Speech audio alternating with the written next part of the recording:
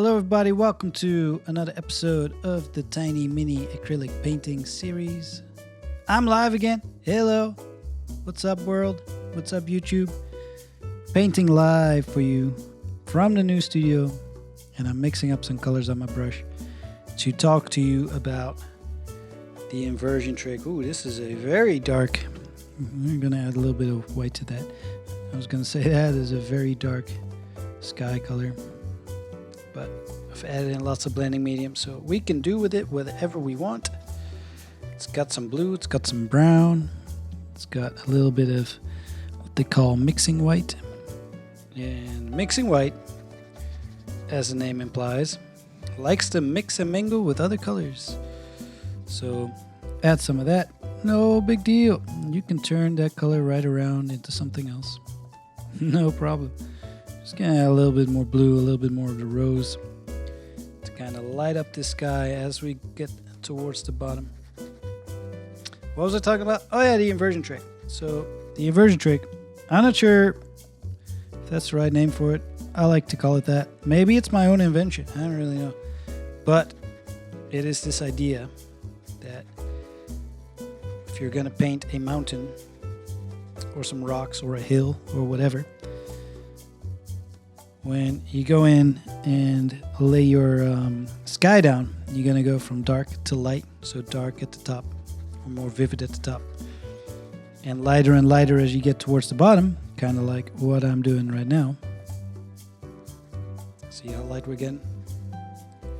Blending that together.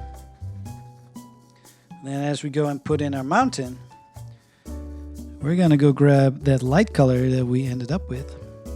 And we're going to look at our painting and say, like, you know, this mountain is going to have a peak right there. Boom. And what we're actually using here is our lightest color that we ended up with at the very bottom of the sky. Going to even use a little bit more white here just to set it apart a little bit more.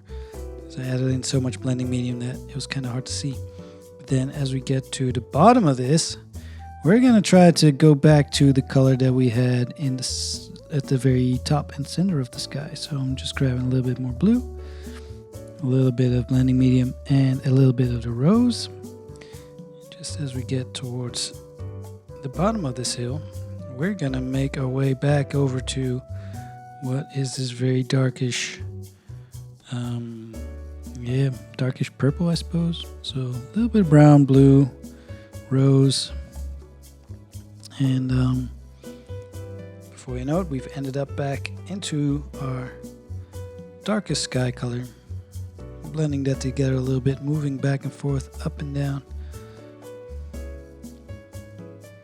Creates a nice little kind of symmetrical effect, but also just a very, a very consistent color palette, I suppose. I can pull this mountain to the side a little bit more, I think. And like I said, it has the advantage of having a very simple color palette, a very effective way of combining and using your colors, and just a nifty little trick. What I like to do sometimes is grabbing a very bright color and just smearing that from left to right, as if the landscape here is just bottoming out.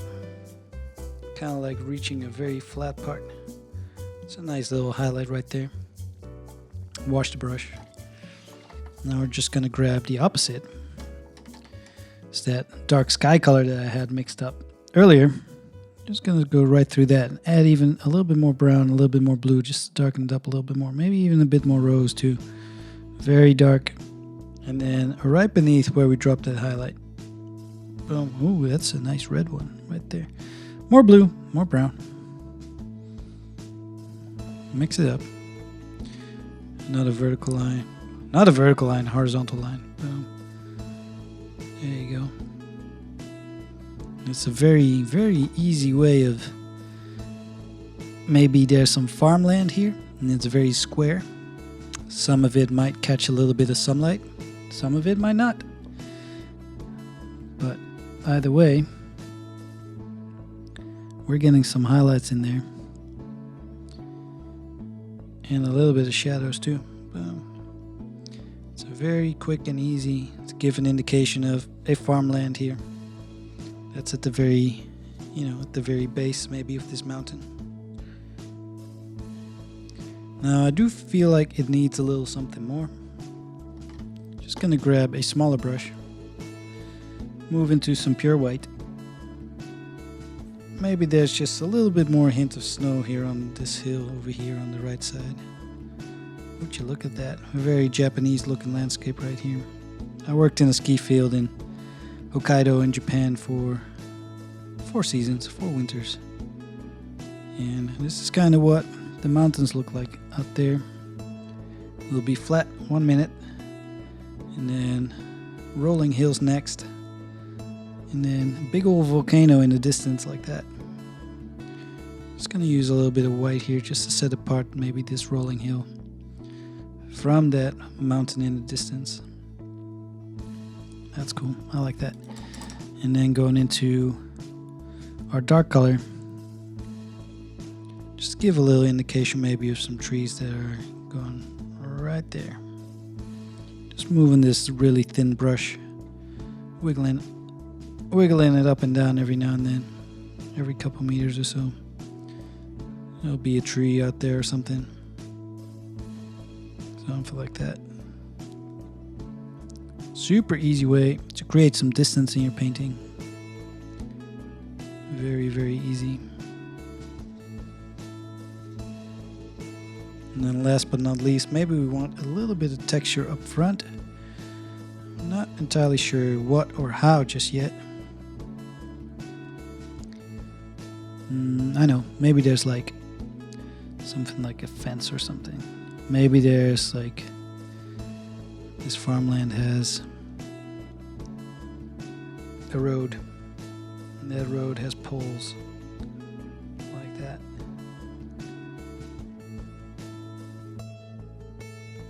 Straight square pulls down, and then maybe there's a little bit of shadow in there too.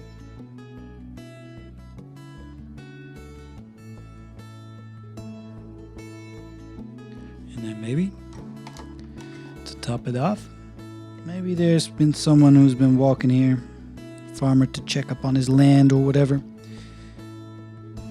leaving behind some footsteps or like a trail, something like that. Snowy trail.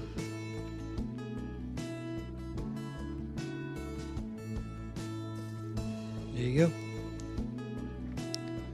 Maybe we can add a little bit of highlight on these poles. Maybe it's been snowing and they all have like a big blob of snow on top of each one of them. Something like that.